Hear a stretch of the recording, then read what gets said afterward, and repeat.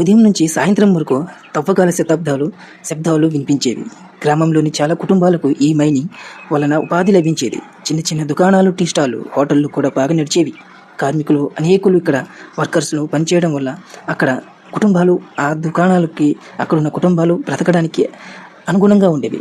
కాలక్రమేణా ఖనిజాల నిల్వలు తగ్గడం, ఆర్థిక కారణాలు, ప్రభుత్వ విధానాల మార్పుల వల్ల మైనింగ్ కార్యకలాపాలు నెమ్మదిగా ఆగిపోయాయి. ఒకప్పుడు సందడిగా ఉన్న ప్రదేశం ఇప్పుడు నిశ్శబ్దంగా మారిపోయింది.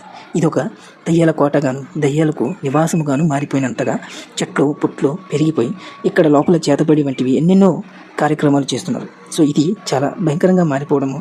అందంగా ప్రకృతి ఉన్న లోపల ఉండే కార్యక్రమాలు అన్నీ చెడ్డవిగా ఉన్నాయి. ఇదే మన మిస్టర్ బ్రూస్ పార్ట్ 1 నుంచి చెప్పడం జరుగుతుంది. ఈరోజు మనం చూడబోతున్న ఈ మా గ్రామంలో ఒకప్పుడు జరిగిన పాత మైనింగ్ చరిత్ర గురించి.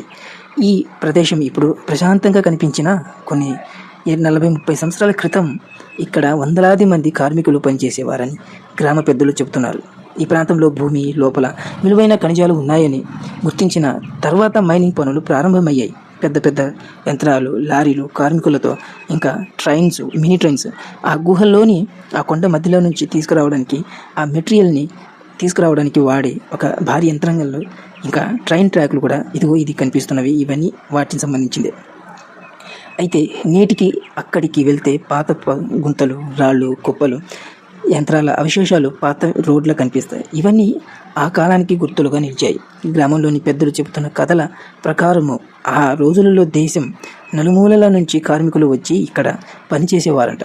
ఎందుకంటే ఇది అనేక మంది కష్టాలు పడ్డారు. అనేకులు దీనిలో పనిచేసి అనేక కార్మికులు చాలా రకాలుగా దీనిలో వర్కర్స్లు, జాబ్ హోల్డర్స్లు, అనేక కుటుంబాలు ఈ మైనింగ్పై ఆధారపడి బ్రతికినవారు. వారి కష్టాలతో ఈ ప్రాంతం అభివృద్ధి చెందింది. కానీ కాలక్రమేణా లోపల ఉన్న ఆ మెటీరియల్ ఏదైతే అయిపోయిందో దాని వలన దీనిని గవర్నమెంట్ బ్యాన్ చేయడం జరిగింది. ఇప్పటికీ దాంట్లో కొన్ని ఉన్నాయంట.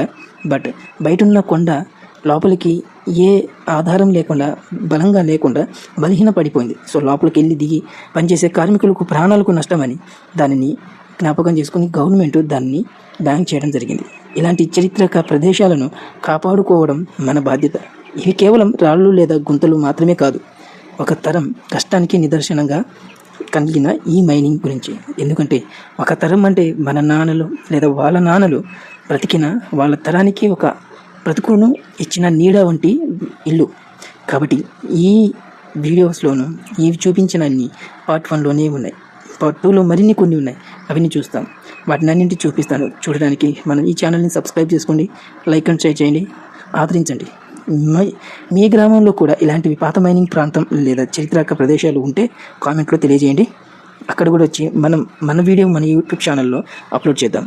ఇవన్నీ ఒకప్పుడు ఒక ఎత్తు అయితే కాలక్రమేణా 40 ఏళ్ల క్రితం మా గ్రామంలో జరిగిన ఈ మైనింగ్ రహస్యాలు ఇప్పటికీ కనిపించే ఆనవాళ్ళు. సో మీ గ్రామాలలో కూడా ఉండుంటే మన కామెంట్ బాక్స్లో మనకు మెసేజ్ చేయండి. మన దగ్గర ఉన్నాయని కూడా చేయండి. ఉంటే మనం అక్కడికి వచ్చి వాటిని కూడా ప్రజల్లోకి తీసుకెళ్దాం. ఎందుకంటే అది మనకు అర్హతగా ఉన్నది. ఎందుకంటే మన బతుకు వాటిలో అనేక కార్యక్రమాలు చేసుకుంటూ అనేక జీవితాలు అక్కడ బాగుపడ్డాయి. వాటికి ఆధారంగా అవి మనకు గృహాలు లాంటివి. కాబట్టి వాటిని మనము ఎప్పటికీ మర్చిపోకూడదు. ఎందుకంటే అవే మనకు తరతరాలకు జ్ఞాపకాలుగా ఉండే అవి మిస్టీరియస్ అయిన మైనింగ్స్ వంటి అనేక రకాల ప్రాంతాలు మన దేశంలో అనేకమే ఉన్నాయి. కానీ కొన్ని వాటిల్లో పోనీయకుండా బ్యాన్ చేసేశారు. కొన్ని వాటిల్లో అసలు వాటి గురించి తెలియకుండానే పోయినాయి. అలాంటి అంతు చిక్కని రహస్యాలు చాలా ఉన్నాయి. అవన్నీ మనం తెలుసుకోవడానికి వాటిని మనం ఎప్పటికప్పుడు వాటిని తెలుసుకుంటూ వాటి యొక్క విశేషాలను ప్రజల్లోకి తీసుకురావడం ఎంతో ముఖ్యం. సో మన అందరికీ ఉన్న బాధ్యత. సో మన ఛానల్ని సబ్స్క్రైబ్ చేసుకోండి. మీ కామెంట్ బాక్స్లో మీ ప్రాంతాలలో ఎక్కడైనా ఇలాంటివి పాతబడిన ఏవున్నా చెప్పండి. వాటిని మనం షూట్ చేసి మన ప్రజల్లోకి తీసుకెళ్దాం. Bye bye. నేను మీ మిస్టర్ బ్రూస్.